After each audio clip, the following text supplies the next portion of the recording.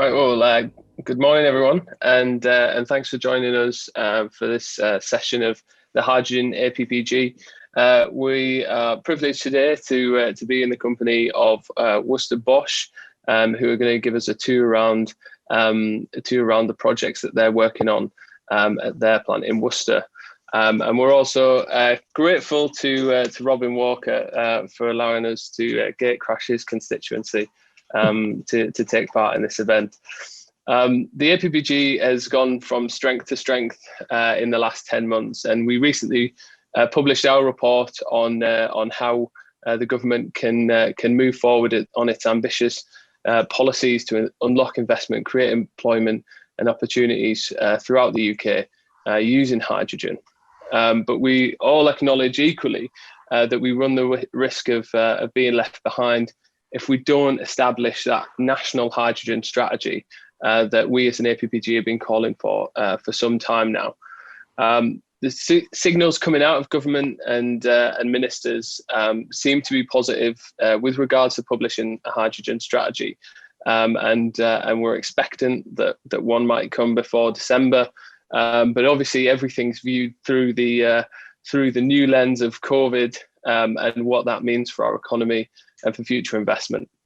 Hopefully, we can see this as an opportunity as hydrogen stands to be a real catalyst to a green recovery on the back of this, and that's what we're hopeful for.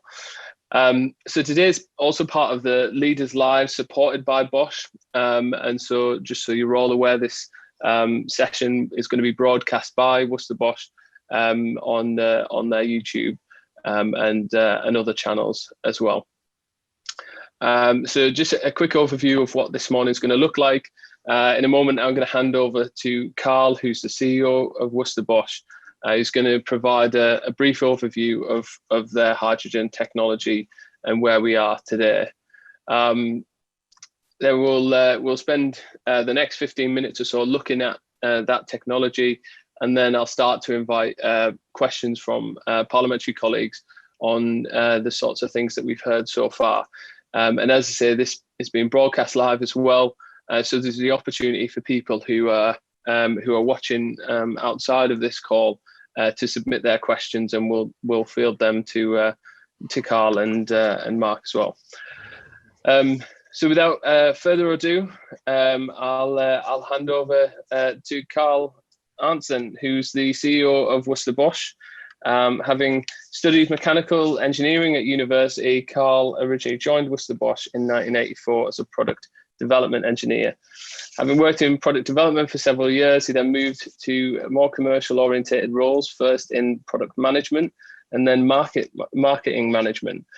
Carl was appointed managing director in October 2011 and CEO in 2015 for the whole Bosch thermotechnology operations in the UK and Ireland. Try saying that after a few drinks.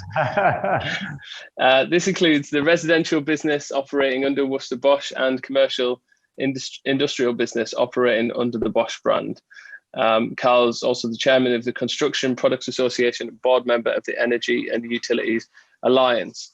And alongside Carl, I'll bring in Martin Bridges, who's also the technical director of Worcester Bosch. Martin's been employed there for 35 years, starting as a technical support engineer. And over the years, he's undertaken various roles, but he's been a board member of Worcester Bosch since 2006. So Carl and Martin, over to you. Jacob, thanks very much, and to everyone on the call, a very warm welcome here to Worcester. We would have ideally loved to have shown you physically around our operating facilities today and to show you the technology in the flesh, so to speak, but obviously with COVID-19 we're attempting this virtual tour of the factory for the first time. So hopefully it's enjoyable and we can get the key messages across to you. There should be a video. I think we're going to show you a short video of actually some of the manufacturing facilities. And just a brief history of Worcester Bosch. So the company was founded here in Worcester in 1962 by the original founder, Cecil Duckworth. Then in the early years of the company, we pioneered particularly the combi boiler, the combination boiler here in the UK that removes the stored hot water facility and actually generates hot water instantaneously within the product. And that really was a pioneering effort through the 70s and 80s. Then the company was acquired by Bosch in 1992 to 1996.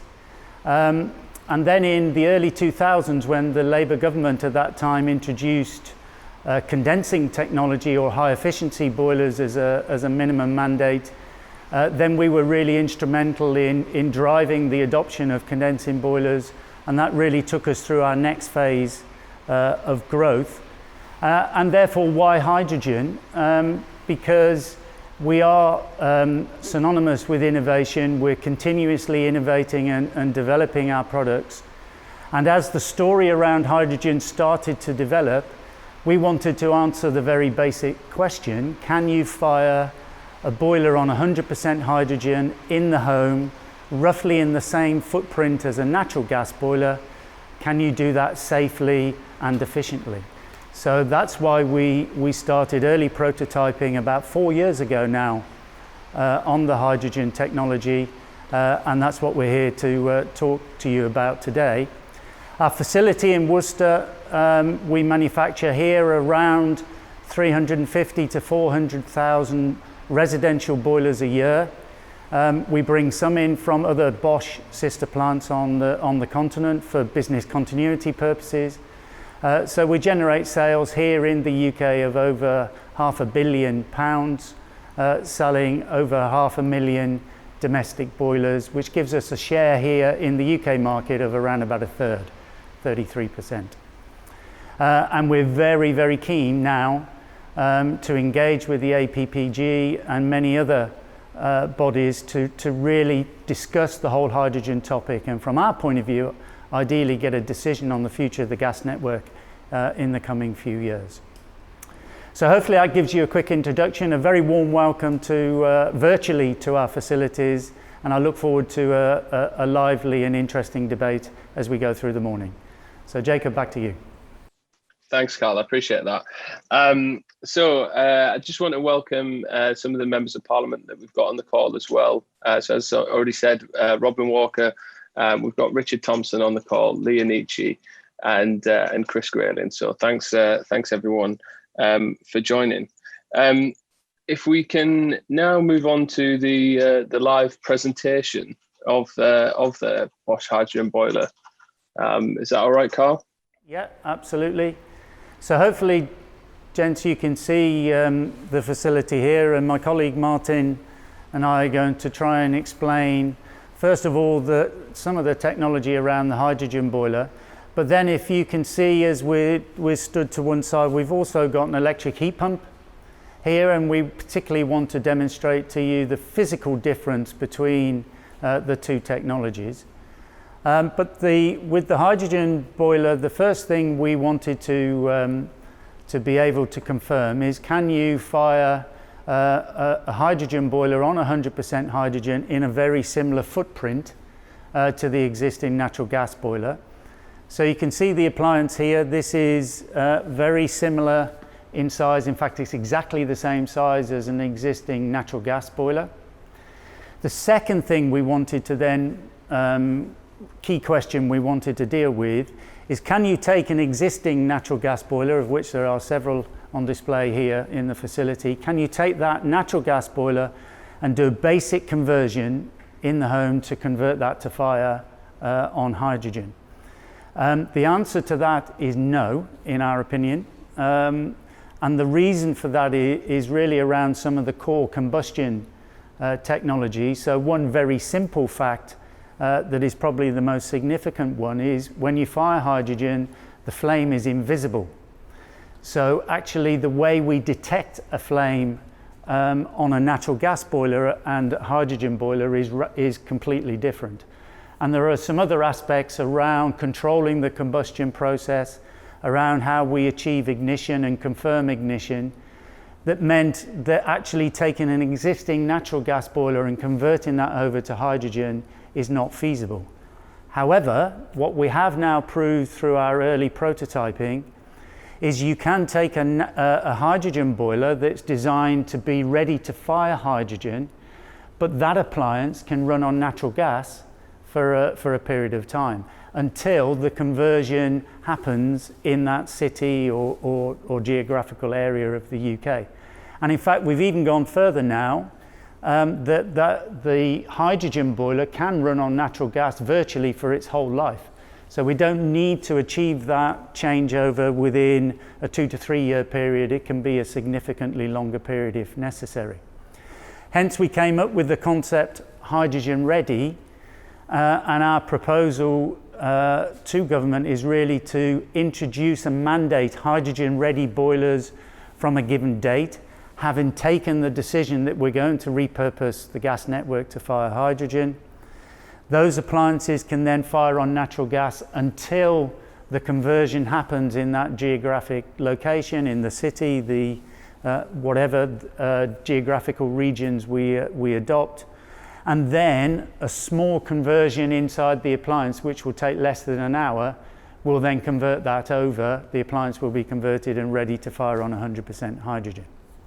Might be worth adding some figures perhaps to that. Yeah. That there's roughly 1.7 million boilers sold every year in the UK.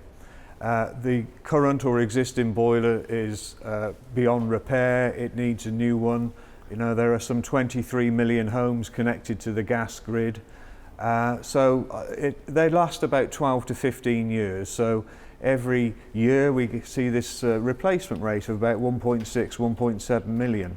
So if a policy was put in place that only hydrogen-ready boilers could be placed onto the market, then the homeowners, tenants, landlords would be replacing with hydrogen-ready boilers, self-populating the market. So after 10 years, we'd have, let's say, 16 million homes ready for hydrogen, and of course that would have been at no great expense to the government. Yeah.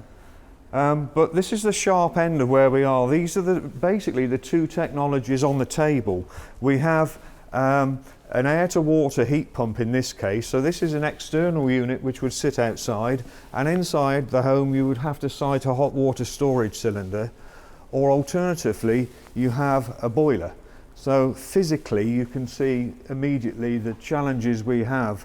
If a home already has that boiler in, then to find a location for placing this hot water storage cylinder is a real tough challenge. They're great technologies, both of them, but the storage and the actual physicality of the unit is our main issue. I think it's also worth saying, Martin, in some cases you need a third box inside the house. So there's often this outdoor unit, a small indoor unit similar in size to this boiler, and then the hot water storage facility. What I said earlier on, we pioneered the introduction of the combi boiler throughout the 70s and 80s. So this is a combi boiler, hydrogen ready, and therefore you don't need a hot water storage facility. You don't need any other indoor unit. This is it. Physically, this generates your hot water and your space heating to the radiator circuits from this very small box. So that's what makes the whole discussion around electrification and around particularly replacing that into existing properties. So if an existing house has got this in it in a small cupboard, and then we're asking them to remove that and to replace it with these two boxes plus possibly a third, you can imagine immediately the issues to do with the logistics and how you fit those extra pieces of equipment into the property. And with a heat pump, because they operate electrically, then you can't generate hot water instantaneously like we do with the combi boilers. So you do need to reintroduce into the house the hot water facility. And we estimate in the UK, combi boilers have been accounting now for about 70 to 75% of that 1.6, 1.7 million market Martin referred to earlier on for at least the last 10 to 15 years. Yeah. So we have a significant number of properties in the UK that no longer have a hot water storage facility. The airing cupboard as was is now become part of the bedroom or part of an extension to the bathroom. And therefore undoing that, as well as installing these multiple boxes, makes it a difficult installation, shall we say, in retrofitting into an existing house. It's disruptive, isn't it, really? It's disruptive. And there's some 17 million combi boilers installed in the UK housing stock. So 17 million times you've got to find a location for the hot water cylinder. Very difficult in terraced houses and semi-detached type places. You would end up stealing some of the bedroom or the landing, really, to do something. But where we think these, and don't get us wrong, we believe the UK will develop moving forward into a multi-technology market. So what we're saying is there's not a single silver bullet.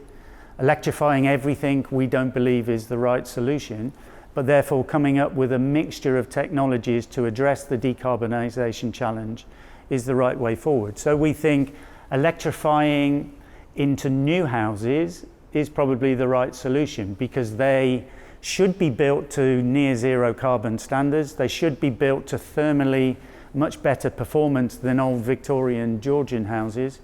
In fact, again, one of our lobbying positions is, why are we waiting till 2025 to start building new houses to near zero carbon home standards? Why don't we introduce that standard straight away? In fact, it was originally due to come into legislation in 2016, but the government at that time postponed it, and it's still not been mandated even now, although we believe it will come in 2025. But that's the right application to put a low temperature trickle heating system like a heat pump into where you've got a well thermally insulated building. When you've then got all of the old Victorian Georgian housing stock across all the major conurbations in the UK, which are generally pretty poorly thermally insulated and very difficult to improve the thermal performance of those buildings, then we believe the solution should be to decarbonise the gas supply to those houses and use hydrogen as the solution for that part. And eventually we've done some modelling further out into the future. If you took that decision for new houses pretty quickly now, but let's say even if we do continue to wait till 2025, after about 8 to 10 years, you start to get a replacement cycle for those heat pumps that were put into new housing. Houses built, there are 200,000 or so new houses built. Government continually wants to get that higher, up to 300,000. And then you'd start to build a replacement market through the 2030s. By the time we get into the 2040s, of the 1.6, 1.7 million heating installations that occur every year in the UK, probably then about 50% of those are electric heat pumps, 50% hydrogen. And we believe that is really the way to drive adoption of electric heat pumps. Go initially where it's easy to do it, in new houses where you're constructing the house from the beginning, where you can design and fit all these extra boxes as part of the housing design, but into existing houses which have gas appliances and very often gas combi boilers. Let's not try and electrify those. Let's decarbonise the gas supply to those, and that's the way to decarbonise, we believe, the heat challenge here in the UK. Might be worth just taking the front cover off this so you want can to see inside the box? Inside. I'll leave that to the technical guy. So it doesn't look that remarkable. It is 95% a natural gas-fired appliance. The clever bit, the hydrogen bit, takes place in the combustion chamber, so we've made 3 or 4 changes and made 3 or 4 years of intensive work to create those changes. But to the installer, it's familiar ground. An installer, the skills level of installers, they could fit one of these with perhaps an extra day of training. We treat it almost like another gas, like they would hold their natural gas qualifications. They would perhaps do an extra day if they were installing LPG boilers. And we see this as perhaps another extra day if they're fitting hydrogen boilers, whereby the skills level to fit heat pump installations, which are low temperature heating, that will require considerably more training, perhaps 4 or 5 days at the least, rather than a singular day. So it's familiar ground to them that we can see the quality of the installations wouldn't have an impact upon the consumer, which is of course everything. That was the other point I was going to make. So this looks a familiar piece of technology to a consumer and to a heating installer. One of the things with heat pumps is you definitely have to get the consumer to change their behaviour. So you very often hear about electric heat pumps have a coefficient of performance of 3. So in essence, a 300% efficiency. That is achieved at very low and very stable temperatures.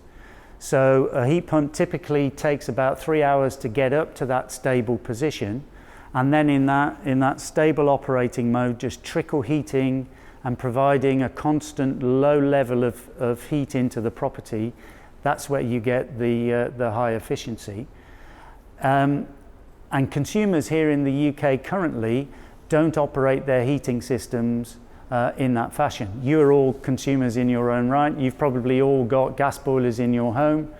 And when your respective wives and children feel cold, you turn the thermostat up fully. We generally tend to turn it to maximum.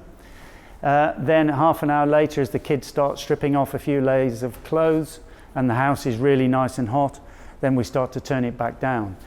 And what we see in the UK is lots of significant fluctuations in ambient temperatures because of geographically where we sit. And because the houses are poorly insulated, you see those same ambient temperature fluctuations inside the house as well as outside the house. So we're just used to turning the thermostat up, getting the whole house heated up really quickly, which is what a gas boiler does very well and very efficiently, and then we turn it back down. And then this week, as a classic example, we tend to see 10, 15 degrees C fluctuations in the space of 24, 48 hours. So we'll all be turning our heating up tomorrow and down and up and down and up and down. You cannot operate that heating device in those circumstances. So the consumer has to change their behaviour, because if you try to achieve a rapid heat up with a heat pump, one, it physically can't achieve it. 2, the efficiencies drop off a cliff. And 3, customers' electricity bills go through the roof. Martin and I, unfortunately, have both got lots of scars down our back, because in the late 2007, 2008, that time period where RHI and Green Deal were very active here in the UK, we tried selling heat pumps really aggressively here in the UK, and a large proportion of them, we really had significant consumer dissatisfaction with them, because what we didn't educate them on is the behavioural change they needed to demonstrate and how to use it properly. In Germany, in Scandinavia, in the Netherlands, they tend to turn their heating system on in September, turn it off in April, and they let the thermostatic controls in the house control the heating and fluctuate the temperature. They may tweak it a little bit if they get a slightly colder day. That's not what we do here. We keep doing all this dramatic turn up and turn down strategy. So heat pumps definitely we have to deliver a significant consumer education journey as well. But again, if they move into it and it's already there in a new house that's very well insulated, then hopefully those challenges around the temperature fluctuations don't exist. I think we've been talking for long enough. Maybe it's time to get a few questions from the audience, Jacob, but hopefully that's given you a few basic facts around the different technologies. We want to sell both of these. We want to sell these into new houses initially and then into retrofit later on, but we seriously believe that's the most effective, practical solution to decarbonise the millions of houses on the gas network in the inner cities. Thanks, Carl and Martin. Appreciate that. It was a very good presentation.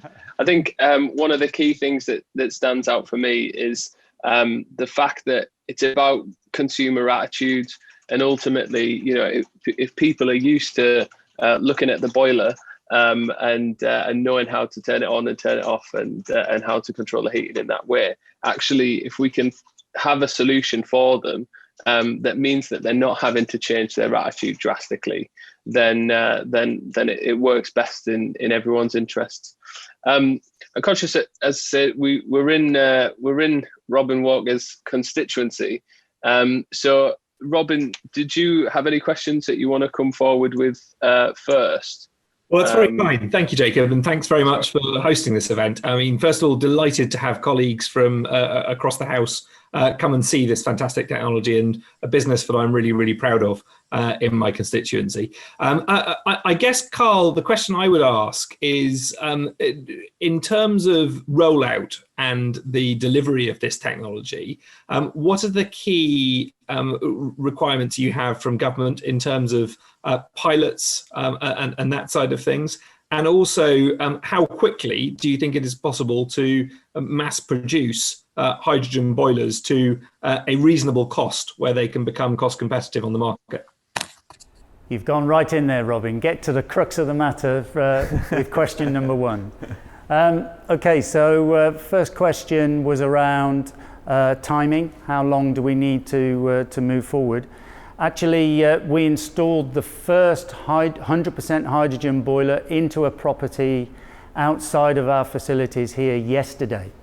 So that's a real milestone in our thinking. So the first 100% hydrogen boiler operating in a house went live and was commissioned yesterday. In terms of timing, the critical issue for us now is to get a decision from government. Is hydrogen going to be part of the decarbonised energy system in the future? And we need that decision as early as we can possibly get it now, because although we've done a lot of early prototyping and we're fairly well advanced with our level of confidence and understanding of the technology, now we need to industrialise it for production and for manufacture. So really the earliest opportunity that we can get that decision now is really the next essential step for us. The program we're on with the High for Heat program funded by BEIS is, so the first demonstrator unit is gone in yesterday, as I said. We're supplying further 100% hydrogen prototypes between now and the end of the year. Then next year we move to some further demonstration projects at scale, so going into 100, 200, 300 properties.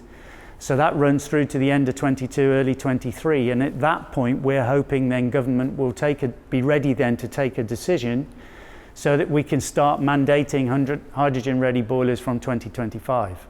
That's the sort of timescales that everybody is talking, and then that gives us a couple of years to make the next step of investment into industrializing it so we can bring the production costs down. Which leads me to your other question, what sort of timelines are we? This then becomes a volume investment discussion. So I already alluded to earlier on, Martin said there's 1.6 million gas boilers sold in the UK each year. We sell over 500,000 of those.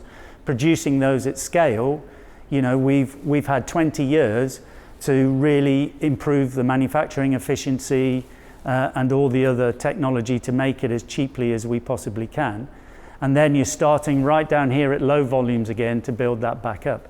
But I would say our view is we could get, if we got that decision and we start rolling out hydrogen boilers in significant volume from say 2025 onwards, in our view, within a matter of 2 to 3 years, volumes start to increase, we can bring the scale and the cost down to a level, and there's no reason why we can't get to the same level as a natural gas boiler, and then with further investments ongoing into the future, you know, even at least at the same level, maybe a little bit further below. Marginally more, but generally we're expecting the same price level. Does that answer the question? Very comprehensively, thank you.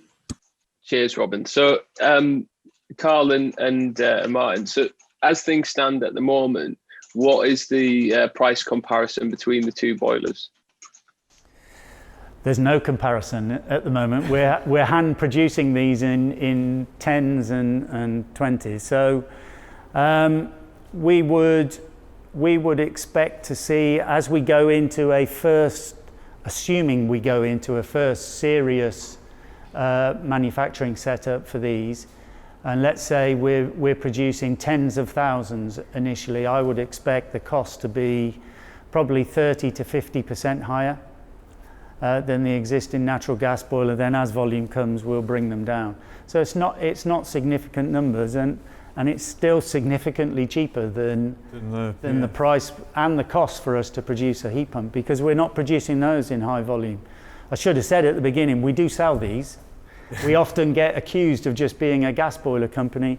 No, we sell electric heat pumps. We don't sell many here in the UK. In Scandinavia, Netherlands, Germany, we're selling high volume. So we've got access to that high volume technology, but the prices are still significantly higher than a gas boiler. I think the price is it's an interesting topic, because BEIS published a report last week, which they sent a research company out to find out indicative costs of boiler, heat pump, biomass boiler type installations.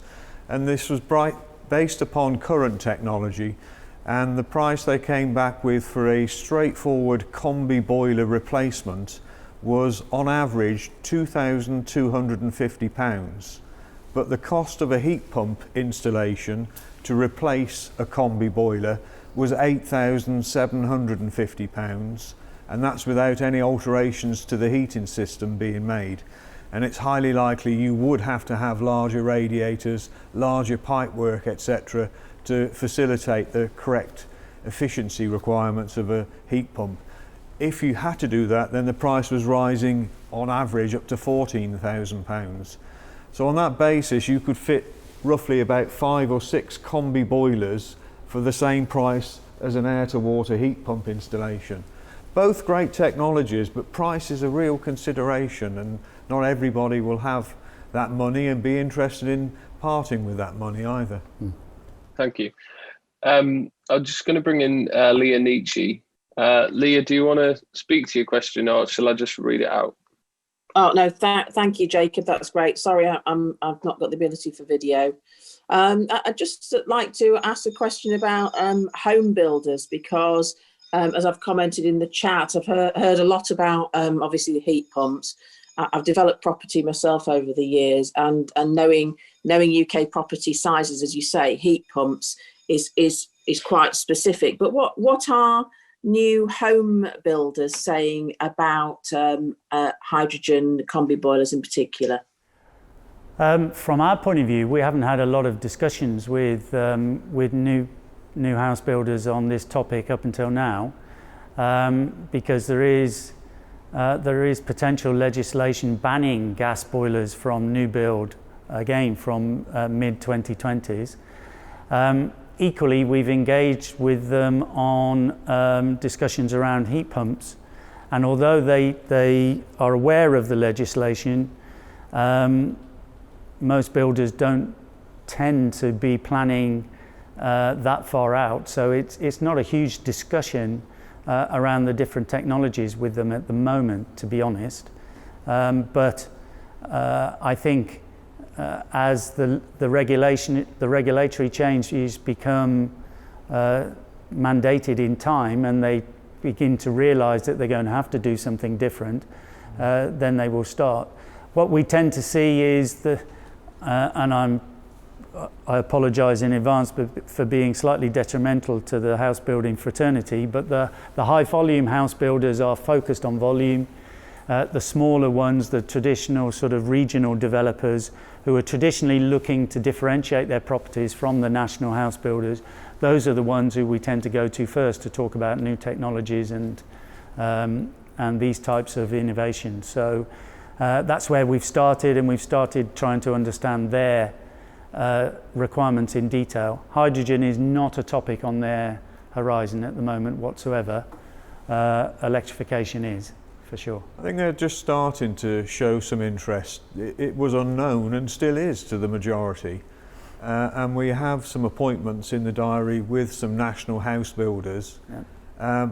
The targets they're aware of, which are planned for Part L, the building regulations Part L, suggests from the mid-20s there must be a 75 to 80% reduction in CO2 emissions from properties built under that regulation. And at the moment, the only type of heating appliance which is likely to meet that will be the air-to-water heat pumps, or ground-to-water heat pumps. But if hydrogen was a reality and it was put into policy, I'm sure they would be equally as interested in looking at hydrogen boilers to meet their requirements as much as heat pumps would. Grand, thank you.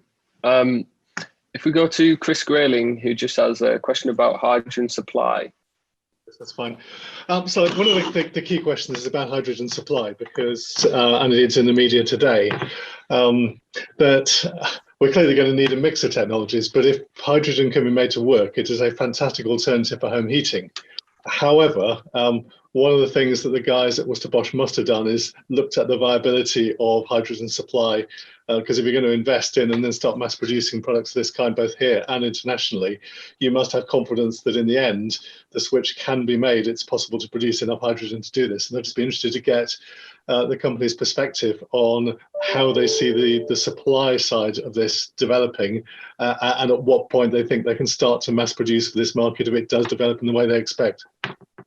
Chris, as always, you asked a very difficult, challenging question, and that's a whole interesting debate. From our point of view, I'll give you equally a Bosch Group perspective on this as well, because likewise the whole group is looking at the viability of hydrogen as a fuel in a future decarbonised economy, not only in the UK but right across the world as well as Europe. So our view, well, first and foremost, in the short term, our role was to answer the question that I mentioned earlier on: can you fire it safely in a home?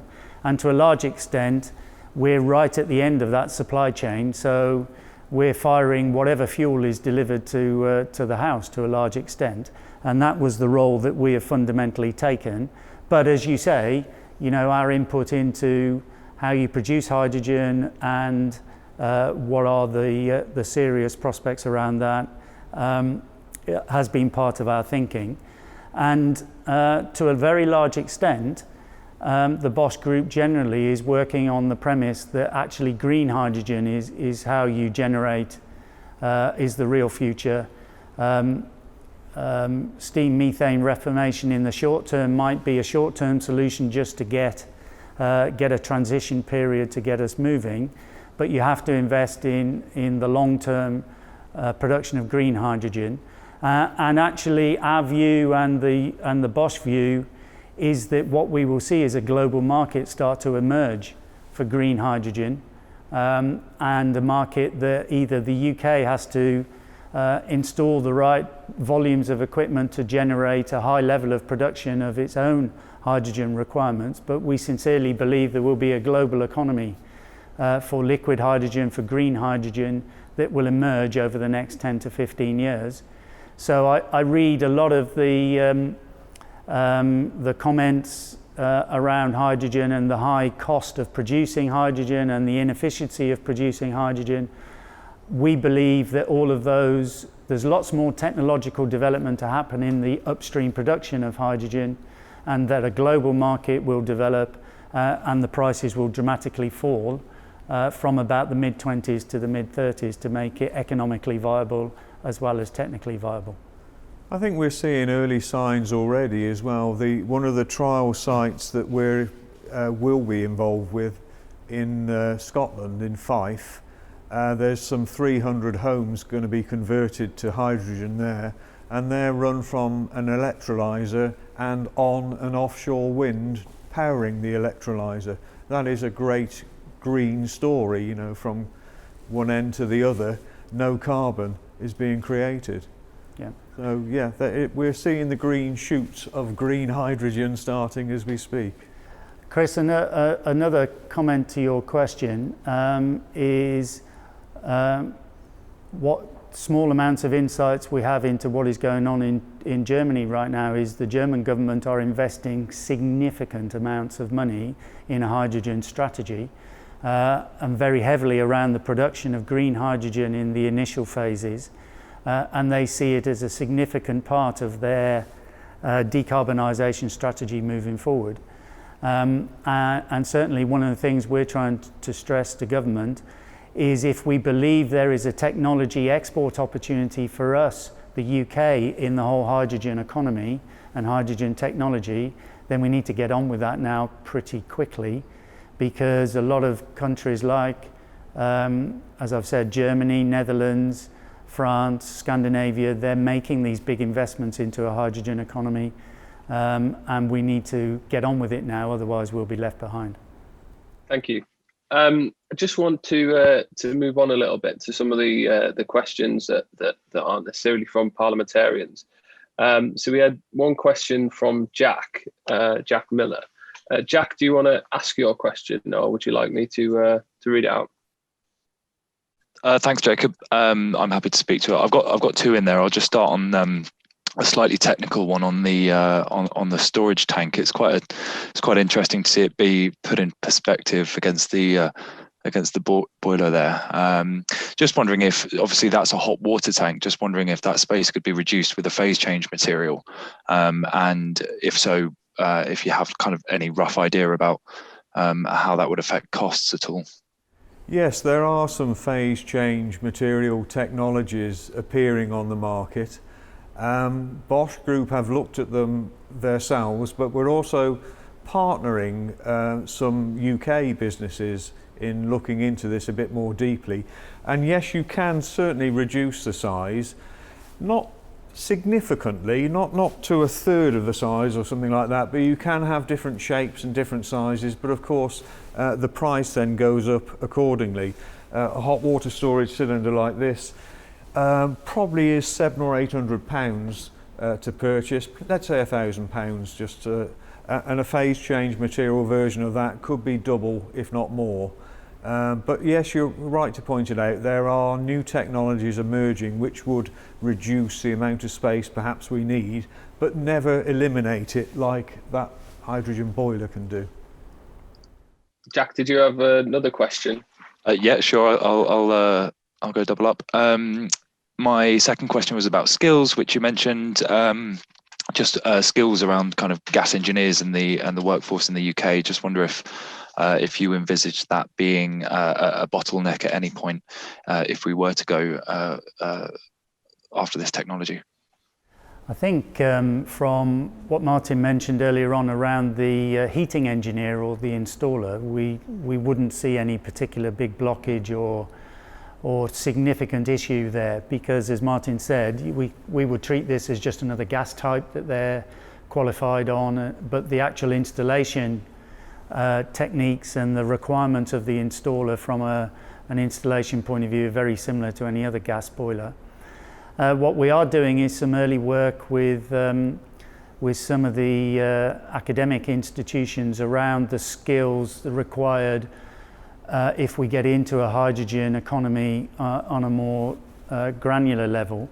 So particularly higher level skills in terms of combustion engineers, in terms of actually how you generate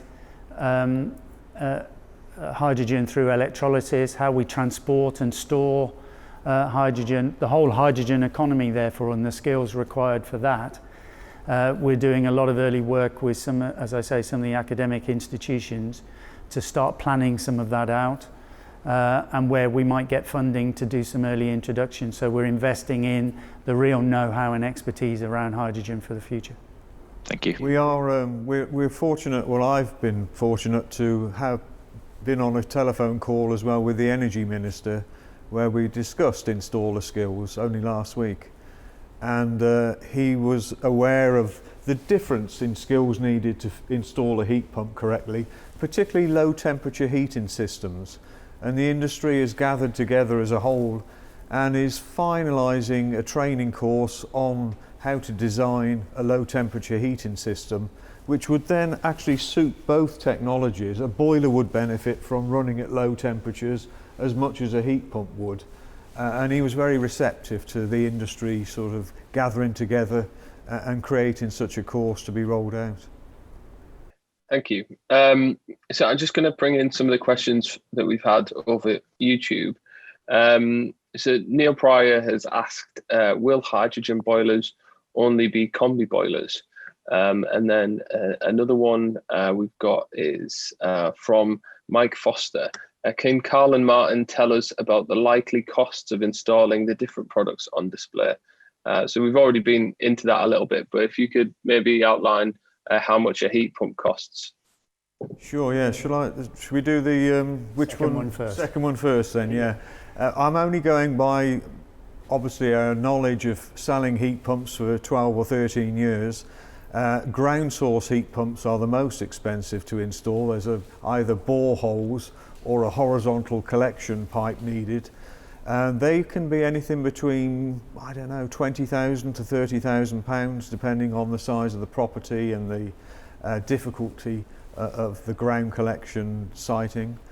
An air to water heat pump, going by Bayes' own report published last week, is roughly about £9,000 when compared to a boiler, and anything up to £14,000 if you have to change the heating system, whereby a boiler was £2,250, up to about £4,000 to £5,000 if you have to change the heating system, but rarely do you have to do that just for a straightforward boiler replacement.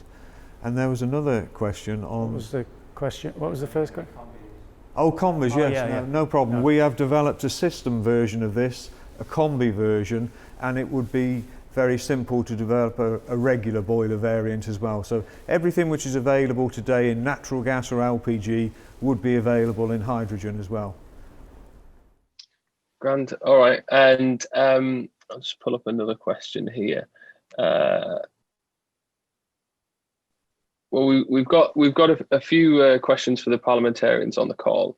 I don't expect anyone to answer, but it's just some things to think about. So Steve Sutton is suggesting a scrappage scheme to assist with the extra cost of hydrogen-ready appliances. There's also the idea that the government should subsidise the cost of boilers in the initial years until the price levels out. I think that's something that's been mentioned before in terms of contracts for difference and offshore wind, how we can replicate a similar scheme in hydrogen production as well, along a similar theme there. And then Paul Hayho has asked, are there going to be any RHI incentives for the fitting of hydrogen boilers as per air source? So I think some of these questions we'll take away as parliamentarians we can raise them with ministers and see what sort of response we can get to them. I just wanted to come back on Leah, who had a question slightly off topic, but still about boilers. Leah, do you want to come back in? Yeah, thanks, Jacob. Sorry, it is a little bit off piste for the hydrogen APPG, but obviously we're looking at heating for the future across the board, really. And I wanted to ask if Worcester Bosch are producing or going to be producing electric combi boilers. No, we have no plans to develop electric combi boilers. Just taking this one as an example, this particular model is 30 kilowatts in output, and that will give you a reasonable hot water flow rate for most properties. So to have a 30 kilowatt boiler would require, an electric version of that would require, quite a lot of electricity. I guess you could store it, but this certainly is the most efficient way of using electricity for heating and hot water. You get more out of this, 3 times more out of it than you put into it. So the favoured technology, if you're going for electricity presently, is heat pumps. Yeah. I think we've spent a lot of time talking about cost of changing the system. But we've not really touched on the sort of cost savings that someone would have, or the energy savings that people have. So could you elaborate a little bit on the energy savings that would generate from having a hydrogen boiler versus a gas boiler? That's an interesting question, one we haven't really pondered a great deal. I mean, what we've been trying to do is ensure that the efficiency of the appliance is very similar to natural gas. And we've got a little bit of work to do from that point of view, but we don't see any issues with getting the same thermal efficiency for every unit of hydrogen you burn compared to every unit of natural gas. One of the things that we've discovered rather by accident is that the Nox emissions are lower with a hydrogen boiler than with a natural gas boiler. For a while that was taxing us a little bit to scientifically explain why that is, and we're now pretty sure we understand the chemistry of what is going on and why that is. So this actually, a 100% hydrogen appliance will actually deliver lower NOx levels than a natural gas equivalent, which again for inner city purposes is good news. It's roughly half that, in fact. So it's it's quite a significant drop. Improvement. And what we've come to understand, and this is a very crude top-level explanation, is because of the speed of a hydrogen flame is much faster than a natural gas, then the NOx gases, the nitrous oxide, don't have time to form, and therefore the levels of NOx that we're measuring within the flue emissions are, as Martin said, 50% lower, which is good news. So there's no carbon dioxide, no carbon monoxide, lower NOx emission levels, and the same efficiency from the boiler. The only way you can reduce the energy consumption then is obviously to make the home more efficient, more insulated, more efficient. As for comparing the two against each other from a running cost perspective, well, the dilemma is electricity is roughly about 15 to 16 pence for a kilowatt hour. Gas is about 4 pence a kilowatt hour. So you need to have something 4 times more efficient to roughly get parity on the same cost of the fuel. So from my experiences, most of the time a heat pump is more expensive to run than a gas-fired heating system. Grand. We're heading towards 11 o'clock, so we'll start to bring things to a close. But if I can just put one last question to you. What do you see as the biggest obstacles to converting the gas grid to become hydrogen ready? Obviously, we've got the H100 program up in Fife and Leeds. We've got the H21 program. We've got High for Heat. What do you see as the biggest obstacles to scaling these up? I think the main topic from our point of view now, quite frankly, is to get a political decision on the future of the gas network and the future of hydrogen in a decarbonised economy. I think that is the fundamental question now that will give us and give our parent company the confidence to invest in the next level to make this technology a real consumer reality. So I think, of course, there are some challenges around the infrastructure in the ground, making it secure, and the challenges around producing hydrogen and producing green hydrogen at scale and at quantity. All of those are big challenges, but for us, the next stage is the fundamental decision: are we proceeding with this strategy or not? Martin, do you want to add anything? No, I agree. There's no technical barriers that we can foresee. Obviously, wide-scale trials will prove this even more, but we have every confidence that we'll meet no issues from an appliance perspective.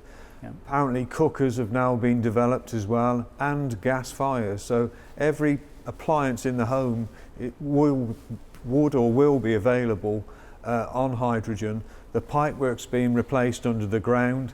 There is nothing technically preventing us from moving ahead with this. It really is boiling down to a financial and government decision.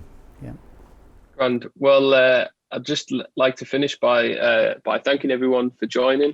Thanks to Carl and Martin for giving us such a detailed and interesting explanation into this hydrogen technology. Thanks again to Robin Walker for allowing us into his constituency for this event. Thank you all. Thank you.